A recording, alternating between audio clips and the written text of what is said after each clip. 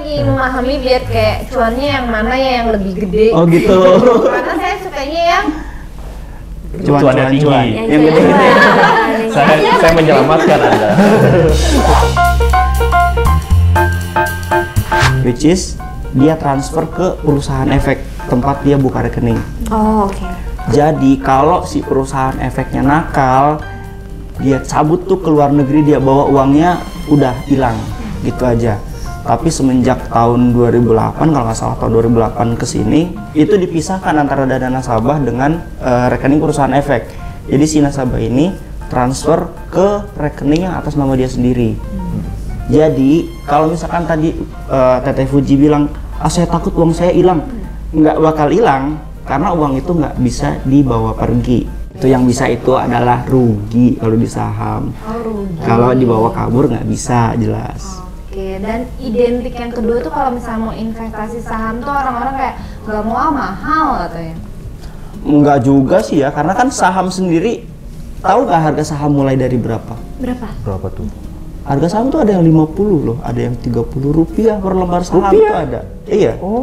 Jadi apalagi per tahun 2017 itu bursa udah mengeluarkan namanya papan baru akselerasi, itu harga saham bisa sampai 1 rupiah. Jadi kalau misalkan dibilang, saham itu mahal, nggak juga kok. Saham itu harganya mulai dari 1 rupiah dan bisa beli saham itu 100 lembar kan ya. Dia di saham itu namanya 1 lot. 1 lot itu per 100 lembar. Berarti 100 dikali 1 cuma 100 rupiah loh untuk beli saham. Oh, jadi nggak identik selalu mahal ya? Nggak mahal. Bisa ya? 100.000 tuh bisa beli apa sih? Oke, misalkan 100.000 Uji, misalkan punya uang 100.000. Saham BBCA aja itu harganya 8.000. 8.000 dikali 100 lembar saham itu berarti 800.000. Kalau 100.000 nggak bisa beli BCA. Contoh misalkan saham lain yang harganya di bawah 1.000 itu bisa kita beli berarti. Kita punya uang 1 juta, kita udah punya saham BBCA loh. Kita punya uang 1 juta, simpen, beli saham BBCA. Kita pergi ke bank BCA, saya yang punya BCA nih. Saya punya 1 lot nih BCA, berarti saya pemilik BCA. Nggak salah dong, kan pemilik walaupun hanya 1 lot. Untuk produk kedua itu ada obligasi. Nah, obligasi itu sifatnya surat utang. Jadi si perusahaan itu meminjam uang kepada si investor. Beda dengan saham. Kalau saham itu sifatnya adalah seperti partnership.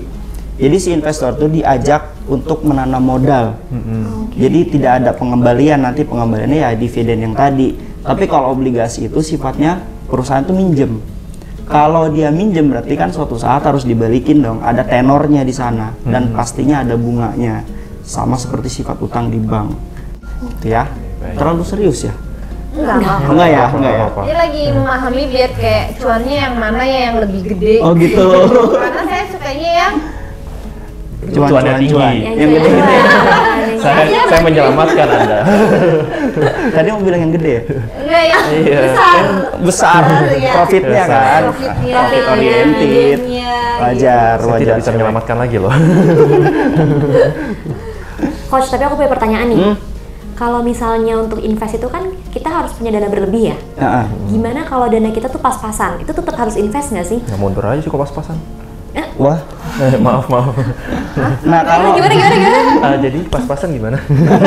Saya jadi takut. Itu papasan maksudnya Anda ya? Enggak, bukan. Mukanya pas-pasan mungkin.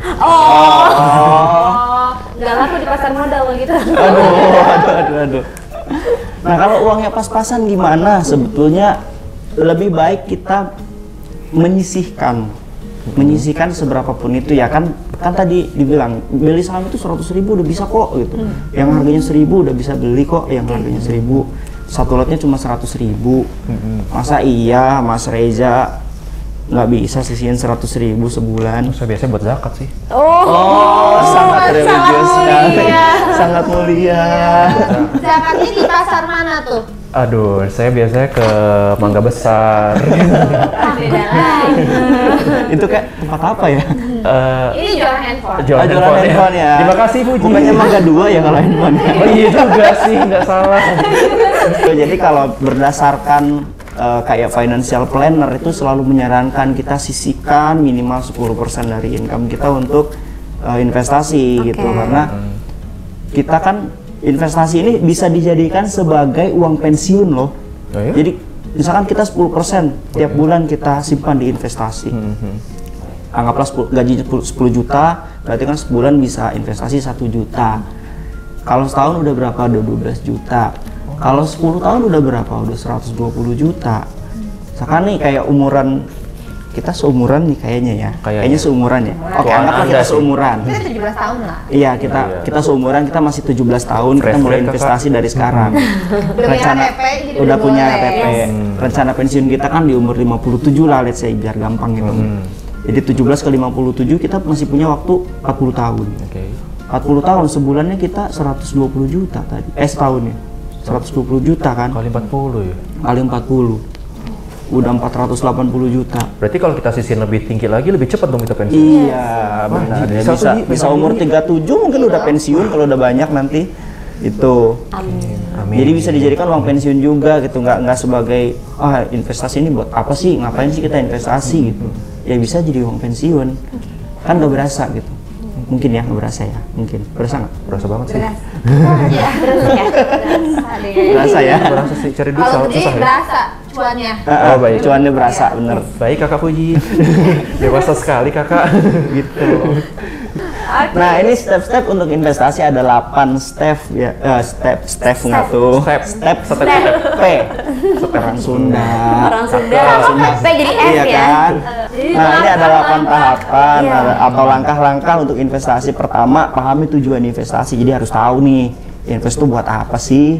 Buat pensiun kah tadi? Buat mungkin kayak Mas Reja bilang tadi, tujuan buat zakat. Kalau zakatnya dari hasil investasi, misalkan investasi di ITMG 1 miliar, 1 tahunnya dapat, berarti kan 20%, berarti dapat 200 juta.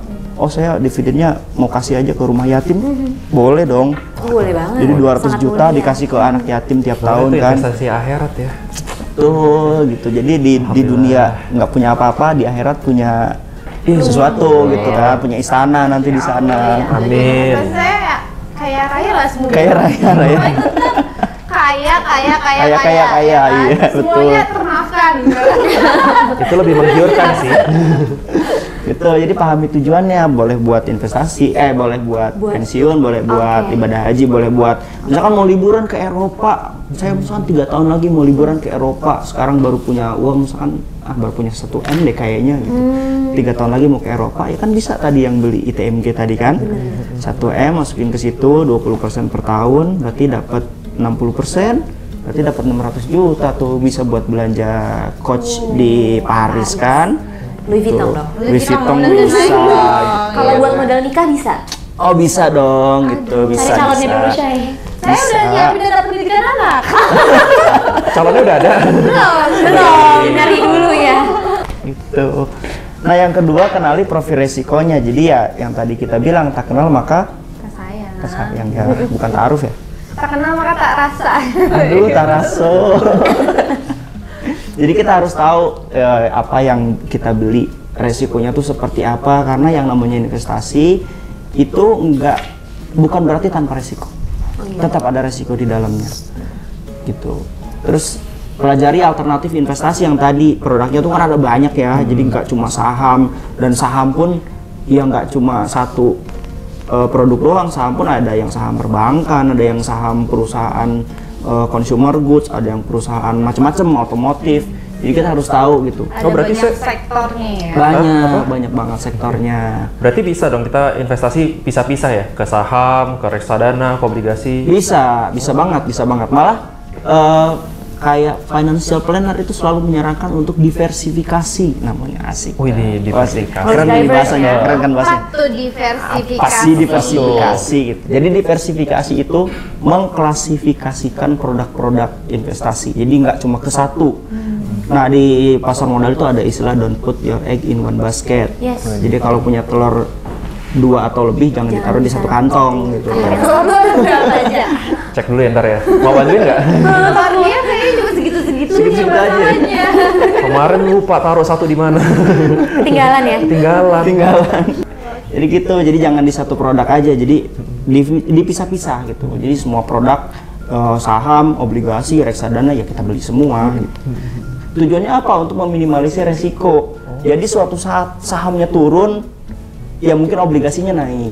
atau mungkin reksadananya naik, atau ketika obligasinya turun sahamnya bisa naik gitu. Jadi nggak yang kita beli semua satu saham doang, jadi ketika saham turun semua, itu kan amsyong juga gitu. Jadinya gigit jari ya. Gigit jari gitu, mending jari sendiri. Iya. Eja suka jari orang. Aduh. Cerita yang semalam nih. Jari manusia. Oh, cerita yang semalam. Cerita semalam. Jangan gitu dong. Ya Allah. Malu. Jadi malu loh mereka loh. Next. Nah, terus pahami tingkat resiko yang tadi ya. Jadi tingkat resiko investasinya itu seperti apa? Kalau misalkan beli saham otomotif, resikonya apa? Resikonya kalau misalkan pajaknya naik gimana? Kalau misalkan kondisi kayak sekarang, otomotif tadinya dari mobil bensin solar sekarang jadi semua listrik gitu, itu gimana? Itu yang harus kita perhatiin juga gitu.